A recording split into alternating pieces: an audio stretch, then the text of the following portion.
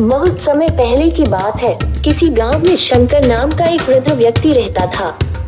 उसकी उम्र 80 साल से भी ऊपर थी, पर वो 40 साल के व्यक्ति से भी स्वस्थ लगता था। लोग बार बार उससे उसकी सेहत का रहस्य जानना चाहते, पर वो कभी कुछ नहीं बोलता था। एक दिन राजा को भी उसके बारे में पता चला और वो भी उसकी सेहत का रहस्य जानने के लिए उत्सुक हो गए। राजा ने अपने गुप्तचरों से शंकर पर नजर रखने को कहा।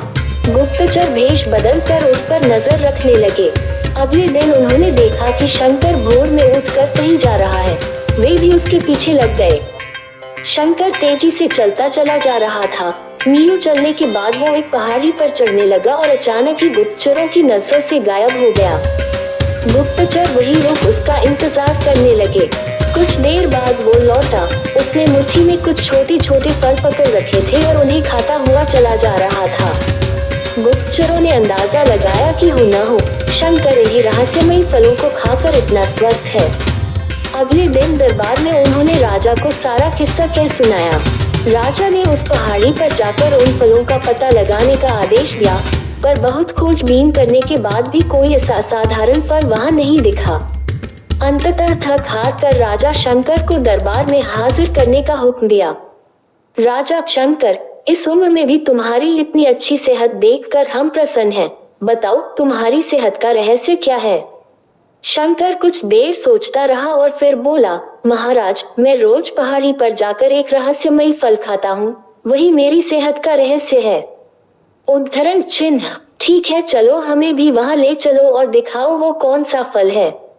सभी लोग पहाड़ी की ओर चल दिए। वहां पहुंचकर शंकर उन्हें एक बेर के पेड़ के पास ले गया और उसके फलों को दिखाते हुए बोला, हुजूर, यही वो फल है जिसे मैं रोज खाता हूँ।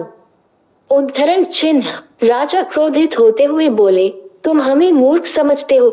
ये फल हर रोज हजारों लोग खाते हैं, पर सभी तुम्हारी तरह सेहतमंद क्यों नहीं है? शंकर विनम्रता से बोला, महाराज, हर रोज हजारों लोग जो फल खाते हैं वो बेर का फल होता है, पर मैं जो फल खाता हूँ वो सिर्फ बेर का फल नहीं होता, वो मेरी मेहनत का फल होता है। इसे खाने के लिए मैं रोज सुबह 10 मील पैदल चलता हूँ, जिससे मेरे शरीर की अच्छी वर्जिश हो जाती है और सुबह की स्वच्छ हवा मेरे लिए जड़ी बूटियों का काम करती है। बस यही मेरी सेहत का रहस्य है। उद्धरण चिन्ह। राजा शंकर की बात समझ चुके थे। उन्होंने शंकर को स्वर्ण मुद्राएं देते हुए सम्मानित किया और अपनी प्रजा को भी शारीरिक श्रम करने की नसीहत दी। मित्रों, आज टेक्नोलॉजी ने हमारी जिंदगी बिल्कुल आसान बना दी है। पहले हमें छोटे बड़े सभी कामों के लिए घर से निकलना ही पड़ता था, पर आज हम इंटरनेट के माध्यम से घर बैठे बैठे ही सारे काम कर लेते हैं। ऐसे में जो थोड़ा बहुत फिजिकल एक्टिविटी के मौके होते थे वो भी खत्म होते जा रहे हैं और इसका असर हमारी सेहत पर भी साफ देखा जा सकता है। WHO के मुताबिक आज दुनिया में 20 साल से ऊपर के 35% लोग ओवरवेट हैं और 11% ओबीस हैं। ऐसे में जरूरी हो जाता है कि हम अपनी सेहत का ध्यान रखें और रोजमर्रा के जीवन में शारीरिक श्रम को महत्व दें।